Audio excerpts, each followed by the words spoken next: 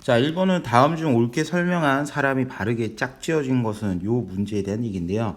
자, 항상 틀리는 부분 중에 실수가 굉장히 많습니다. 그래서 실수가 굉장히 많기 때문에 자, 선생님이랑 이제 한번 볼 건데요. 길동이를 한번 보겠습니다. 길동이는 마이너스 3의 제곱인데 거기다 루트가 씌워져 있습니다.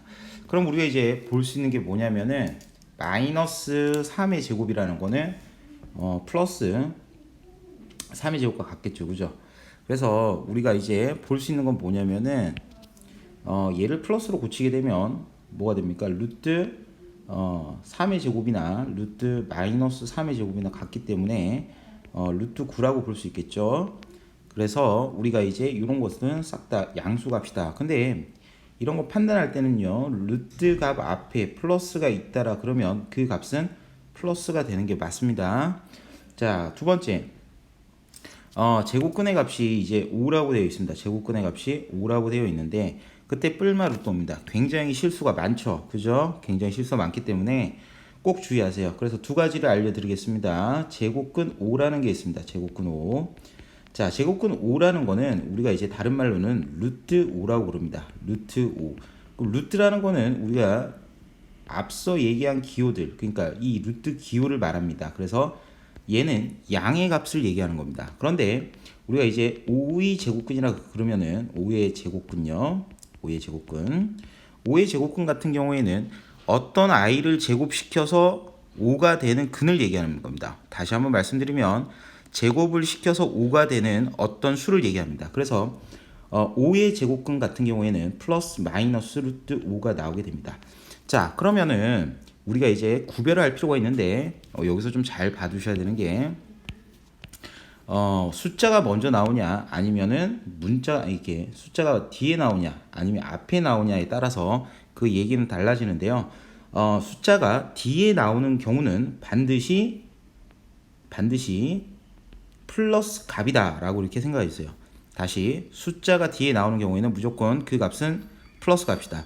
5가 앞에 이렇게 숫자가 앞에 나오는 값 같은 경우에는 반드시 플러스 마이너스 값 두 가지를 가진다라고 이렇게 알아주셔야 됩니다.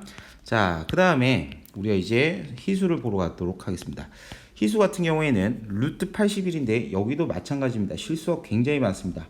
여러분들이 암산 처리로 문제를 풀다 보면 항상 이게 헷갈리게 됩니다. 그래서 루트 81 같은 경우에는 그냥 9라고 고쳐주신 다음에 9의 제곱근은 뿔마 9다. 당연히 틀리겠죠. 그래서 이런 루트 값이 포함된 수 같은 경우에는 이렇게 정수로 고칠 수 있다면 정수로 고친 다음에 다시 한번 말씀드리면 정수로 고친 다음에 제발 문제를 풀어주세요. 안 그러면 실수로 다 틀리게 됩니다. 그래서 희수는 틀리게 됩니다. 뿔마 3이 되겠죠.